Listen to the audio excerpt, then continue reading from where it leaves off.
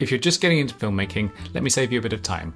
You're going to make mistakes. We all do, I still do. It's an industry built around problem solving, so of course there's going to be mistakes.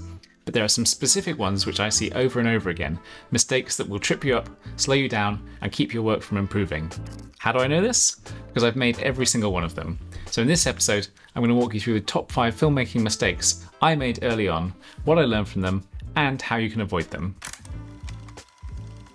Let's start with the obvious one. You finally get a fast lens, f1.4, bokeh city. So of course you shoot everything wide open. This is particularly true if you come from a photography background where you're a bit more likely to end up with a fast prime. Anyway, that kind of stuff looks fine, sometimes, but most of the time it looks like it's a mess.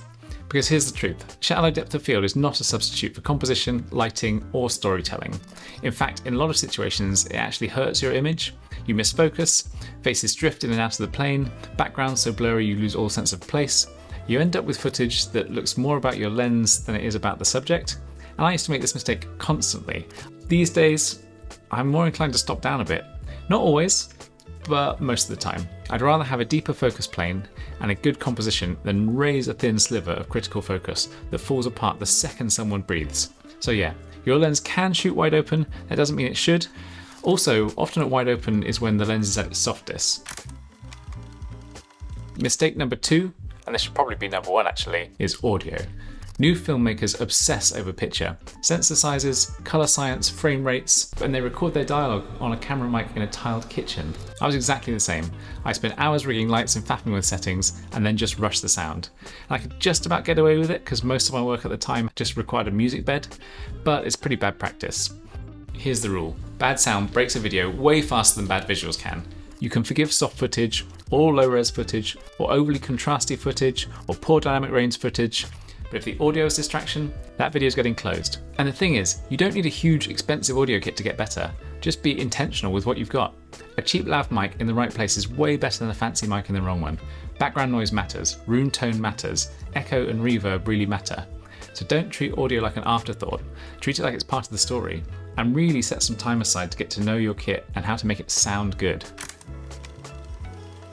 This one's personal, because I used to shoot so much footage with no real idea of what the final edit was supposed to look like. I'd go out with my camera, grab tons of shots, feel productive, and then when I'd sit down to edit, I'd realise none of it really connects. There'd be no structure, no narrative, no purpose, just vibes. And while I'm all for documenting moments and capturing stuff organically, see my previous episode about documenting your life, when it comes to actual filmmaking, you need a plan. Even if it's just a loose outline, a story spine, a list of shots, something. Because editing is where your video comes to life, and if you don't shoot with editing in mind, you're setting yourself up for a very painful post process. Always ask yourself, what am I trying to say? What do I need to show to say it?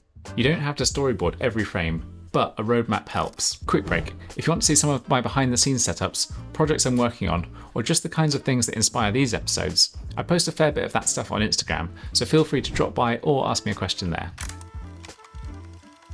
More gear does not equal better video. When you're starting out, and even now, it's easy to believe the only thing standing between you and great work is that next purchase. The fancy gimbal, the cinema glass, the wireless monitor, the bigger sensor. But gear is only ever a multiplier. If your fundamentals aren't solid, better gear just makes your mistakes more expensive. I've fallen into this trap so many times, it's embarrassing. I spent ages researching some rig, and then hours setting it up. And suddenly I'm not really thinking about shots or composition anymore, I'm just fighting with kit. Minimal setups often yield better results, because you focus on the image, not the tools. And that's exactly one of the reasons I still carry a point and shoot camera around. Simplicity invites creativity. The 5th and final mistake in this top 5, not in my life, is keeping my work to myself. This one's sneaky because it's easy to justify. It's not finished or it's not good enough. I'll share it when it's perfect. I've been there. And the reality is, nothing is ever perfect. Perfect is the enemy of the good, or something like that. And the sooner you get your work out there, even in rough form, the sooner you'll start getting feedback, building confidence, networking, and critically improving. Every client I've ever had found me through something I shared. Sometimes that something wasn't even very good, but to them it was visible. And you never know what piece of work will land, but if you don't publish anything, nothing can. So be brave, share the work, and then make more. So those are 5 of the biggest mistakes I made when I was starting out. Shooting everything wide open, neglecting sound, shooting without a plan, overcomplicating the gear, and hiding the results. If you can avoid even a couple of those, you'll be ahead of where I was. If you want more thoughts on working solo, gear choices, or building a decent client base, I've got episodes covering all of that, from why I still shoot on the A7S III in 2025 to how I found my first proper clients. Like and subscribe if you haven't already, and let me know in the comments what your biggest early mistakes were. I'm sure I've made them too. See you in the next one.